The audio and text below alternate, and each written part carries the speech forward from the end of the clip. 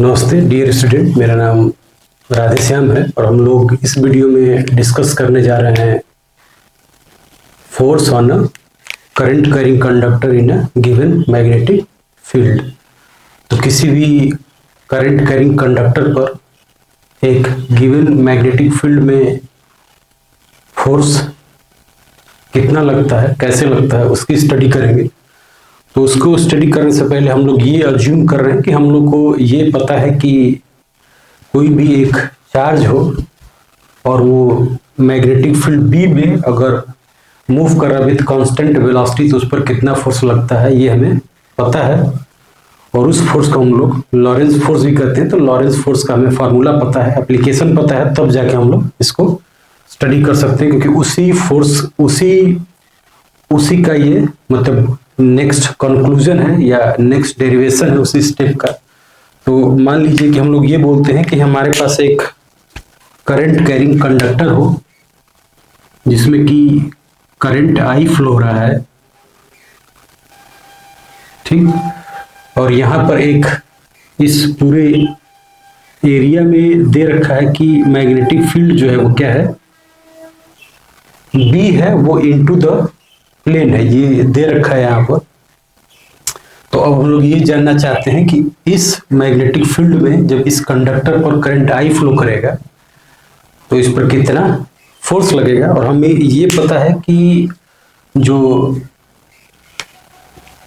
Charge है, किसी भी मूविंग चार्ज पर इन गिवन मैग्नेटिक फील्ड जो फोर्स होता है वो उसकी वैल्यू हमें पता है, और उसको हम लोग दिखाते हैं बाई लॉरेंस फोर्स, और उसकी वैल्यू है F B equal to Q times V cross B.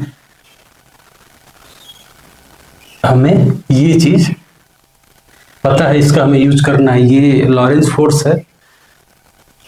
तो हम लोग को ये पता है कि अगर जैसे करंट कैरिंग वायर है तो करंट कैरिंग वायर को हम लोग ये मानते हैं कि इसका मतलब ये होगा कि इस पर मान लेते हैं, फॉर सिंपलिसिटी मानते हैं कि वैसे तो करंट का मतलब है कि जो मोबाइल चार्जेज हैं या इलेक्ट्रॉन्स हैं वो करंट के अपोजिट डायरेक्शन में फ्लो कर रहे हैं, लेकिन हम लोग यहाँ पर सिंपलिसिटी के लिए मान रहे हैं कि उतने ही पॉजिटिव चार्ज, इलेक्ट्रॉन के ही बराबर positive charge with VD velocity, drift velocity है। हम लोग को ये पता है कि जब भी करंट में चार्जेस मूव करते हैं तो एक कांस्टेंट ड्रिफ्ट वेलोसिटी से मूव करते हैं, तो उसको मानते हैं कि ये वीडी है और चार्ज जो है वो ई हो गया। और ये मानते हैं कि लेट्स से दैट कि ये दिया हो कि n is the number of charges in a given unit volume।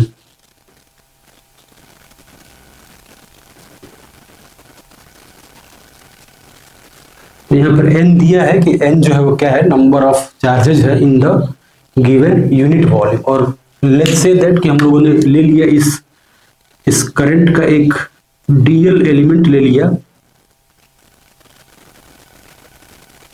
और इसका मानते हैं कि इसका जो एरिया है वो ए है, ऐसा मान ले रहे हैं कि इस गिवन लेंथ का इस करंट कैरिंग कंडक्टर से हमने एक डीएल स्मॉल लेंथ ले लिया और मानते हैं कि जो करंट है उसका एरिया जो है वो ए है, ये दिया हुआ है। तो हमें ये पता है कि इस डीएल एलिमेंट में जो नंबर ऑफ चार्जेस हो जाएंगे, टोटल नंबर ऑफ चार्ज क्या होंगे, तो ये हम लोग कह सकते हैं कि इन डीएल एलिमेंट, या बोले कि in DL volume of cylinder, बोले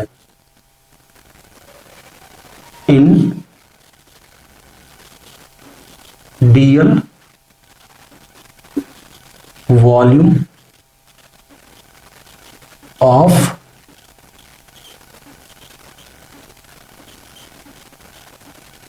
सिलेंडर नेट चार्ज कितना होगा, नेट चार्ज जो है वो क्यू नेट है, मान लेते हैं कि क्या है नेट चार्ज, वो है क्यू नेट है। तो क्यू नेट कितना हो जाएगा, ये हो जाएगा क्यू नेट, हो जाएगा Q net in DL volume हो जाएगा एन इंटू ए डीएल, ये वॉल्यूम हो गया, डीवी हो गया, ये डीवी मतलब total number of charges in DV volume हो गया। तो अभी भी ये चार्ज नहीं है, इसमें मैं क्यू, हमें एक चार्ज मल्टीप्लाई करना, ये नंबर है, नंबर ये हो गया number of charges in ADL volume, लेकिन ये अभी भी चार्ज नहीं है, तो इसमें हम लोग क्या मल्टीप्लाई करेंगे, इसमें हम लोग चार्ज का मैग्नीट्यूड मल्टीप्लाई करेंगे। लेट्स से दैट कि हमने चार्ज का मैग्नीट्यूड मल्टीप्लाई कर दिया ई, तो ये हो गया अब total number of charges in ADL volume. और हम लोग ये मानते हैं इस केस के लिए, कम से कम खास तौर पर ये मान रहे हैं कि ये सारे के सारे जो चार्जेस है वो क्या है, एक कांस्टेंट वेलोसिटी वीडी से घूम रहे हैं। ये एजम्पशन है सिंप्लीफाई करने के लिए, ठीक है। तो अगर सारे के सारे चार्ज घूम रहे हैं वीडी वेलोसिटी से, तो उस पर जो फोर्स लगेगा, क्योंकि डीएल एलिमेंट में है, तो ये जो फोर्स लगेगा इसको हम लोग मान लेते हैं कि ये डी एफ बी लगेगा। और डी एफ बी जो होगा वो क्या हो जाएगा, वो हो जाएगा क्यू की जगह लिखेंगे N A D L E, इतना लिखेंगे। और उसके बाद लिखेंगे कि ये जो वेलोसिटी है, सारे के सारे जो चार्जेस है वो मूव कर रहे हैं with drift velocity into magnetic field B, ये लिखेंगे, ठीक, इतना लिखेंगे। अब हमें ये पता है कि जो डेंसिटी का फॉर्मूला है, करंट डेंसिटी जे का जो फॉर्मूला है, करंट डेंसिटी जे जो होता है वो क्या होता है, N E N V D होता है, ठीक है। करंट डेंसिटी का फॉर्मूला क्या है, वो एन ई वी डी है। तो इसको हम लोग इसमें से कुछ चीजें कॉमन कर रहे हैं और इसको फर्दर ऐसे लिख देते हैं कि जो डी एफ बी है इन टर्म्स ऑफ जे क्या हो जाएगा, एन ई वी डी को हमने कॉमन कर लिया, तो ये हो जाएगा J into A D L cross B हो जाएगा, ठीक है। A D L is a scalar quantity, J into A is I, J into A is I, लेकिन हमें वो पता है कि current is not a vector quantity, तो इसको आई लिखेंगे और हम लोग आई डी एल को कन्वर्ट कर देना वेक्टर फॉर्म में। तो डी एल जो अब ले रहे हैं वो क्या है, D L is in the direction of current ले रहे हैं, D L is in the direction of current cross B. ये हमारे पास जो फोर्स है, force on DL element of conductor हो गया। तो ये क्या है, डी एफ बी जो है वो, ये जो आया है वो क्या है, force on DL element of conductor है।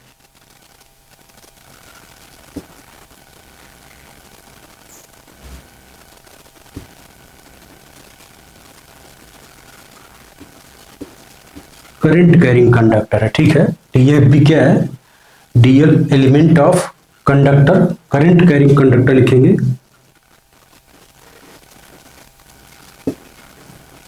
करंट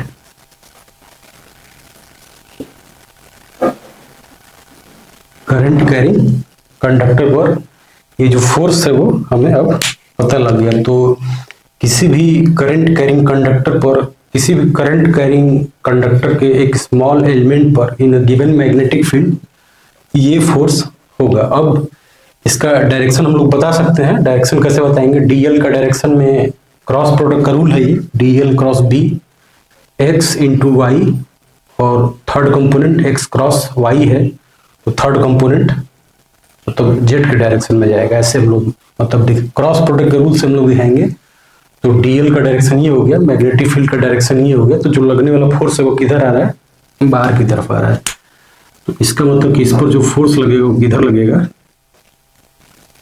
डी एफ बी जो है वो इधर की तरफ लगेगा। होपफुली ये बात क्लियर है, इसमें कोई इशू नहीं होगा।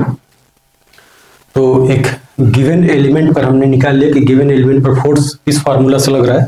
गिवन एलिमेंट पर जो भी इन मैग्नेटिक फील्ड, ये जो फार्मूला है ये हमारा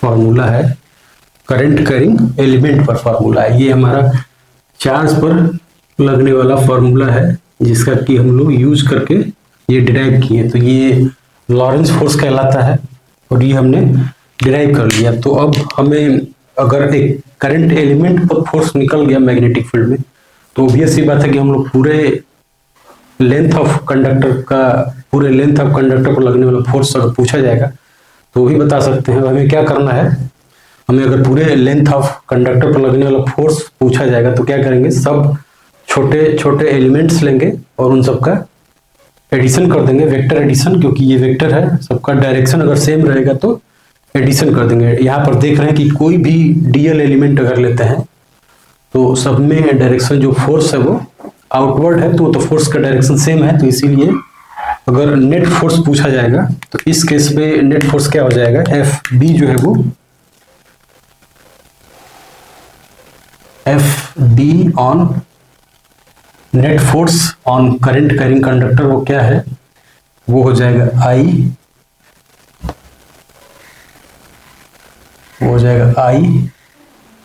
डी एल क्रॉस बी।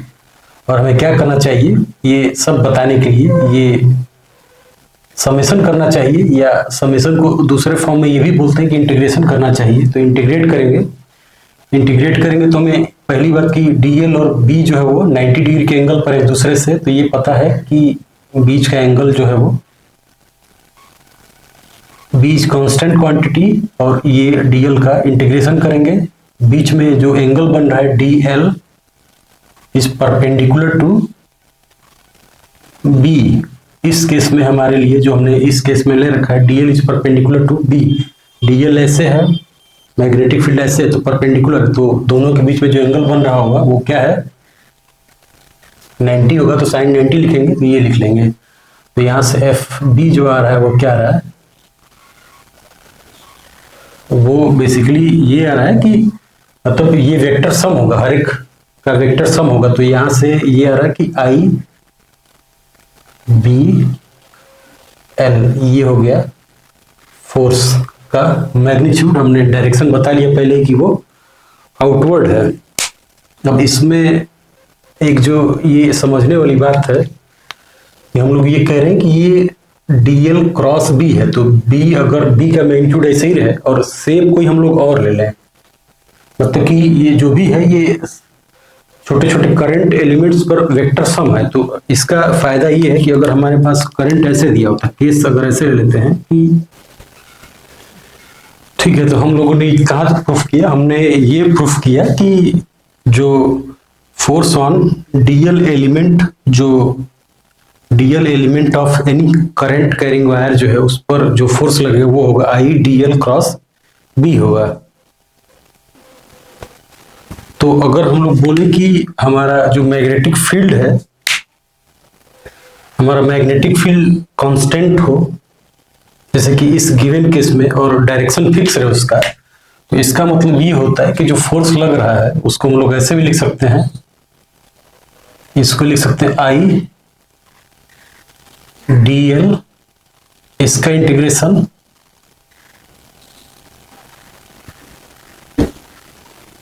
इसको ऐसे लिख सकते हैं डीएल, इसका इंटीग्रेशन क्रॉस बी, ऐसे भी लिख सकते हैं इसको।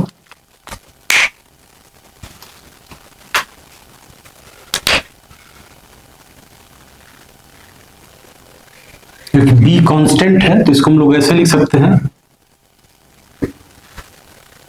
आई integration d l into cross B, ऐसे लिख सकते हैं इसको हम लोग। फोर्स ऑन टोटल लेंथ जो है वो क्या हो जाएगा, आई डीएल क्रॉस बी, इसका इंटीग्रेशन क्रॉस बी, इसका डायरेक्शन फिक्स है, एंगल फिक्स है। तो ये जो क्वांटिटी है, ये क्वांटिटी क्या आ जाएगी, ये आ जाएगी जो ये इंटीग्रेशन ऑफ डीएल है, ये टोटल लेंथ वेक्टर है क्रॉस बी हो जाएगा। ठीक है, ये छोटे छोटे वेक्टर्स का सम है। तो इस डायरेक्शन में, इस केस में, हमारे इस केस में वेक्टर जो डीएल एक ही डायरेक्शन में है, हर एक डीएल का डायरेक्शन सेम है, तो इसीलिए वो सीधा सीधा लेंथ वेक्टर ये हो जाएगा।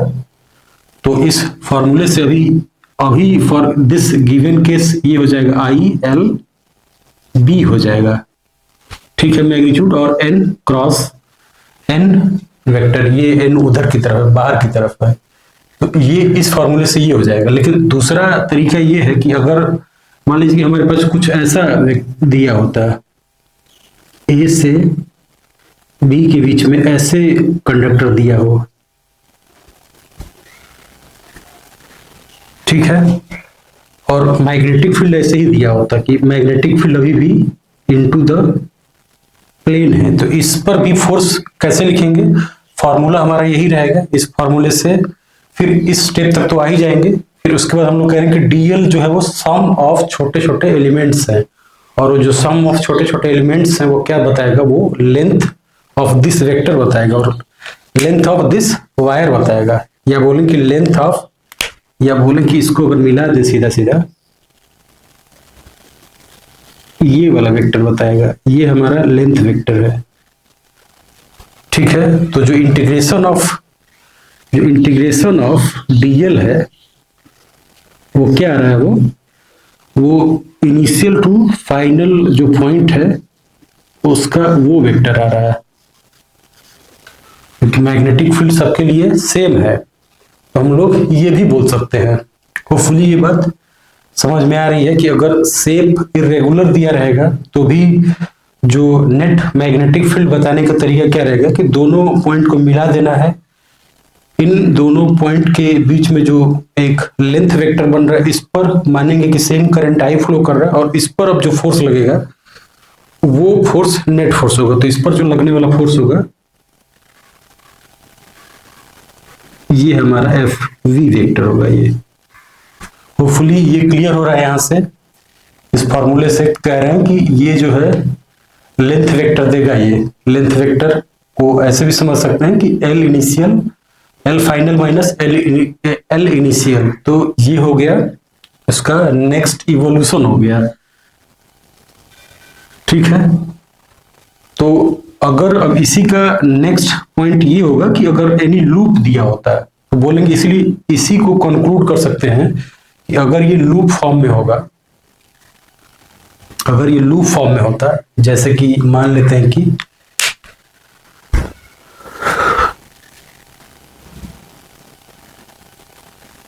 हमारे पास एक लूप दिया हुआ है,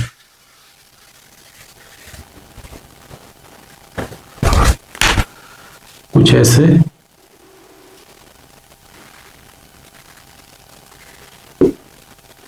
ठीक है, ऐसे करंट फ्लो हो रहा है,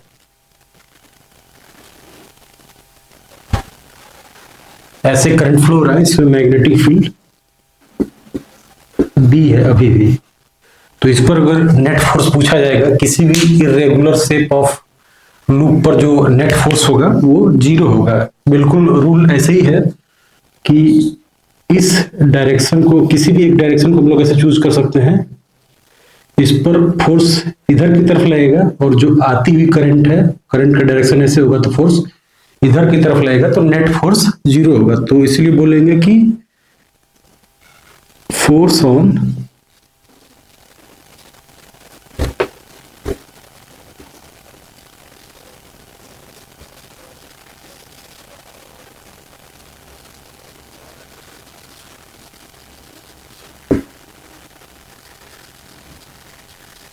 carrying current in uniform magnetic field. Uniform की हम लोग बातें कर रहे हैं।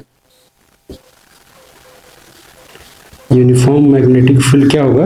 वो होगा जीरो होगा, वो हमें कैलकुलेट नहीं करना है, तो नेट फोर्स जीरो होगा। ये दोनों का हमें इस्तेमाल करना कि अगर लेंथ, गिवन लेंथ दिया रहेगा, अगर कोई इरेगुलर शेप दिया रहेगा तो हमें उस इरेगुलर शेप पर नहीं कैलकुलेट करना है, बल्कि उसके दोनों ईंट्स को ज्वाइन कर देना है। जो स्ट्रेट लाइन बनेगी, उस स्ट्रेट लाइन पर जितना फोर्स लगेगा उतना ही फोर्स लगेगा उस इरेगुलर शेप पर, और उसी का जो नेक्स्ट एक्सटेंशन है वो ये है कि अगर लूप दिया रहेगा तो लूप पर मैग्नेटिक फील्ड में नेट फोर्स 0 होगा। ठीक है, होपफुली ये बात यहां से क्लियर हो जा रही है। ठीक है, तो आगे मिलते हैं फिर।